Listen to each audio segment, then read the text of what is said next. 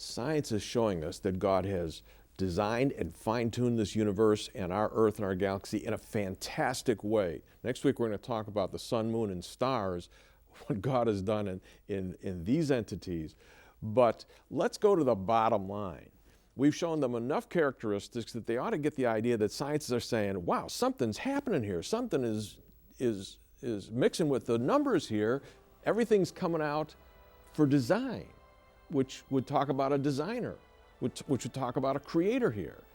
And I want to play a clip from your movie that talks about some of the scientists, the conclusions they're coming to. Some of these guys are still atheists, but they're making these statements about God. And then I want you to comment. Watch this. So what are we to make of all the observations that the entire universe appears to have been meticulously designed for humans? You could just say, what a coincidence, or it's just chance. But most astronomers don't seem to find those answers very satisfying.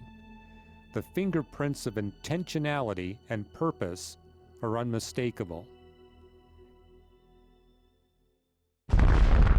And here we confront the cause of the universe, what some astrophysicists call the entity. Listen to what a few prominent scientists have said about the origin of the universe.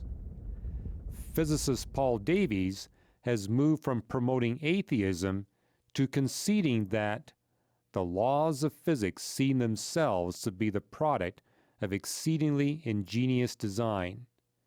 He further testifies, "There is for me powerful evidence that there is something going on behind it all. It seems as though somebody has fine-tuned nature's numbers to make the universe. The impression of design is overwhelming."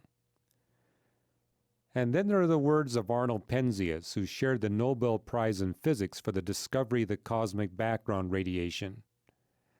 Astronomy leads us to a unique event, a universe which was created out of nothing, one with a very delicate balance needed to provide exactly the conditions required to permit life, and one which has an underlying, one might say, supernatural plan. Finally, as Stephen Hawking concedes, it would be very difficult to explain why the universe should have begun in just this way, except as the act of a God who intended to create beings like us. The entity that brought the universe into existence must be the master of all space, time, matter, and energy. This entity must be powerful enough to create space-time dimensions at will, and to exquisitely fine-tune an untold number of cosmic characteristics. More than 200 have been uncovered so far. The probability of all these known parameters randomly coming together would be 1 chance in 10 to the 215th power. A probability so incredibly tiny that statistically speaking, it's impossible.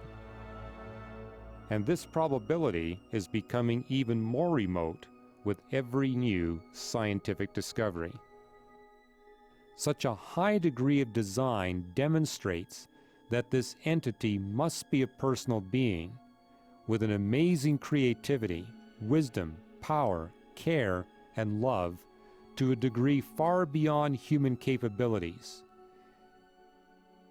He has fine-tuned the Milky Way galaxy, the solar system, and planet Earth so its spiritual life can be fused with physical life in this one small place for one brief span on our timeline. Hugh, when the movie was made, we were up to 200 fine-tuning characteristics of the universe. You're up to 850 now. And if that was persuading the scientists at that time, which was just a few years ago, what should 850 do to them? What does it point toward in terms of belief in God? Well, the evidence actually gets 1,000,000 times stronger every month with advancing astronomical research, which means we can say to the skeptic, if you're not convinced today, wait a month, the evidence becomes that dramatically stronger, then you need to seriously consider the truth claims of Jesus Christ on your life.